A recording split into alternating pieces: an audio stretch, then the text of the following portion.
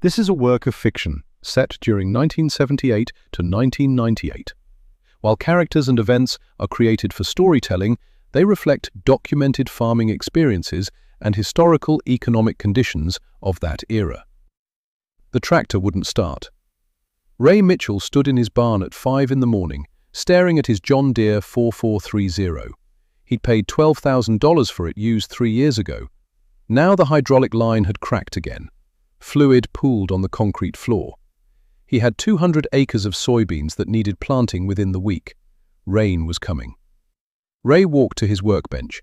He'd bought a Lincoln AC225 arc welder 2 months earlier for $350. The salesman had thrown in a helmet and a box of electrodes. Ray had practiced on scrap metal most evenings after chores. His welds looked ugly, but they held. He'd fixed a gate last week and a broken bucket on his grain auger. This would be different. This was the machine that fed his family. He cut the damaged section of hydraulic line with a hacksaw. His hands shook a little. The metal was cold. He could smell diesel and old grease.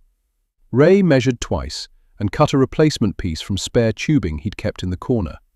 He cleaned both ends with a wire brush until the metal shined. Then he clamped everything to his bench.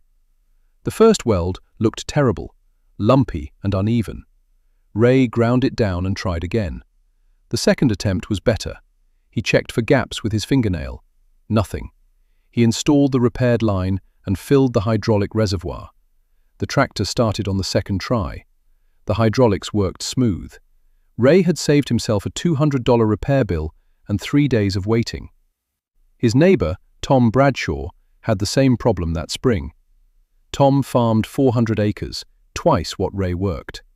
Tom called Hendricks Repair in town. They charged him $230 and took 4 days to fit him into their schedule. Tom complained about it at the feed store, but he always called mechanics. That was how things got done properly, Tom said. 3 years passed. Ray's welding improved. He fixed his combine's grain elevator when the support bracket cracked during harvest. He reinforced the 3-point hitch on his tractor after it bent loading round bales. He rebuilt the frame on his hay wagon using angle iron from the scrapyard.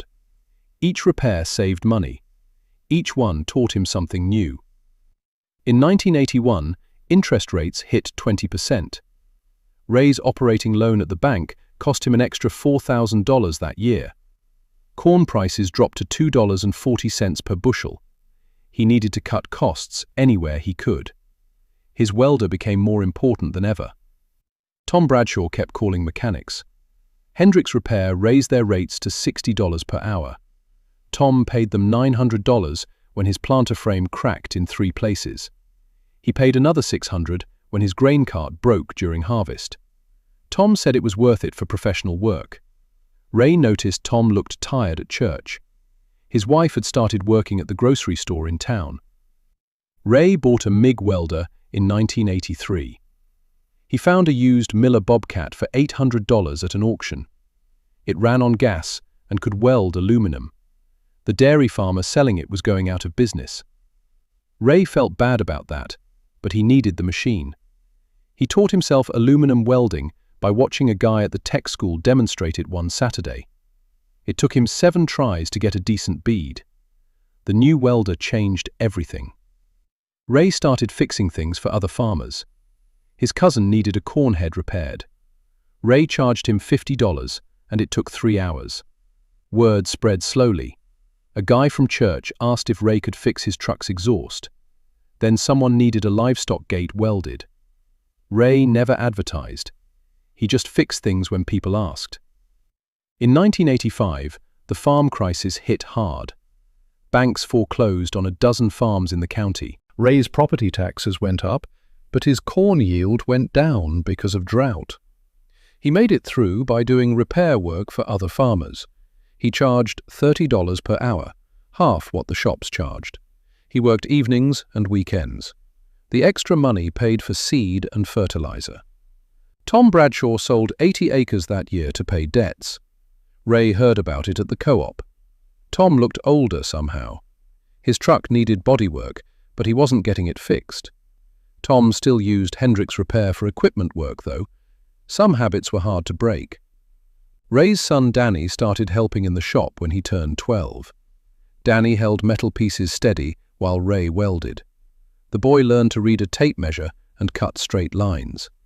Ray showed him how to clean metal properly before welding, how to set the amperage right, how to move the electrode at the correct speed. Danny was patient. He didn't mind making mistakes. By 1988, Ray had built a reputation. Farmers called him before they called the repair shops.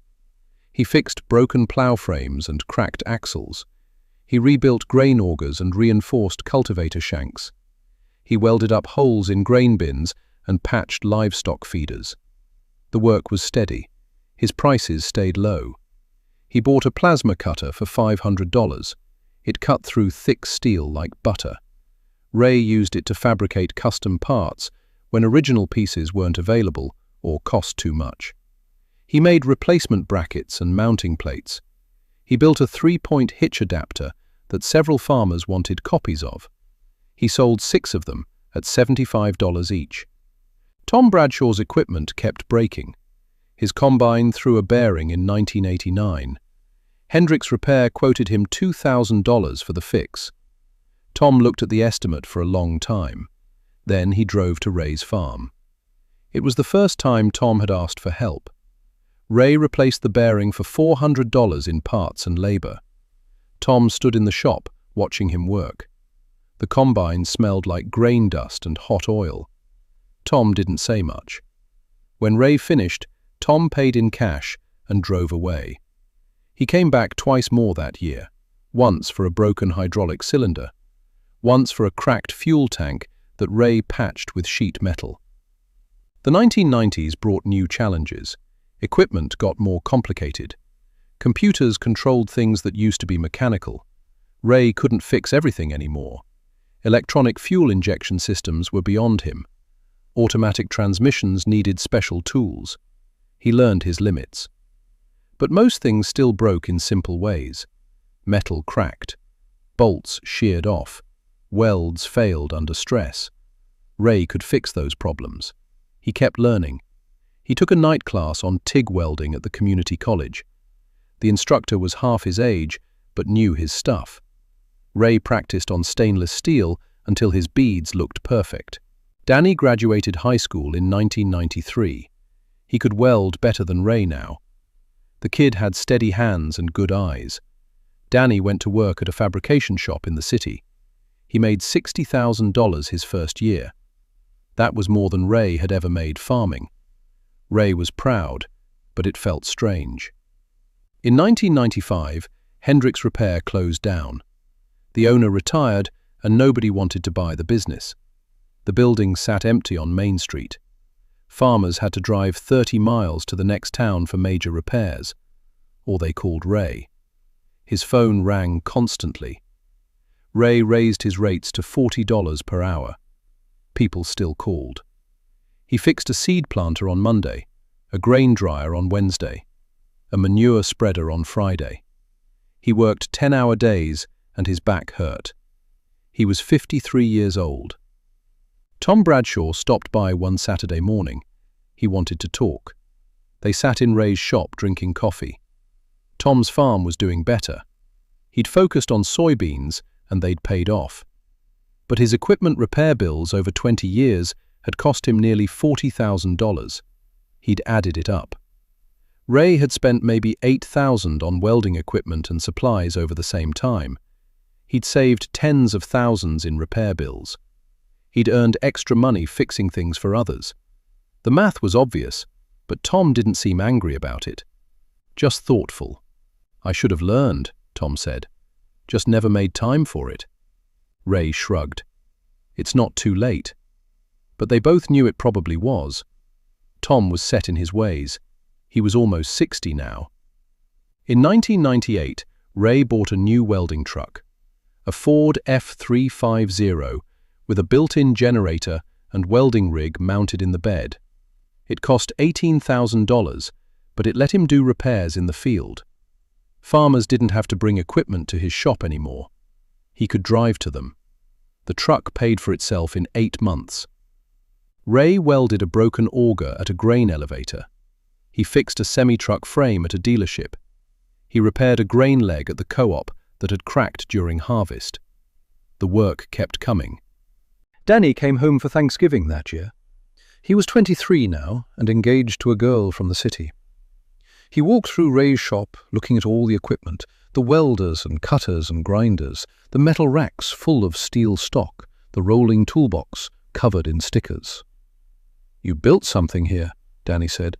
"This is a real business." Ray hadn't thought of it that way. It was just fixing things, solving problems, saving money. But Danny was right. 20 years of welding had created something bigger than Ray had planned. Tom Bradshaw retired in 1999. He sold his remaining land to a corporate farm. Ray heard he moved to Arizona with his wife. They wanted warm weather and a small house. Tom had made it through, but just barely. The repair bills and the debt and the stress had worn him down. Ray kept farming and welding. His back bothered him more now, his eyes weren't as sharp. But he could still run a bead straight and true.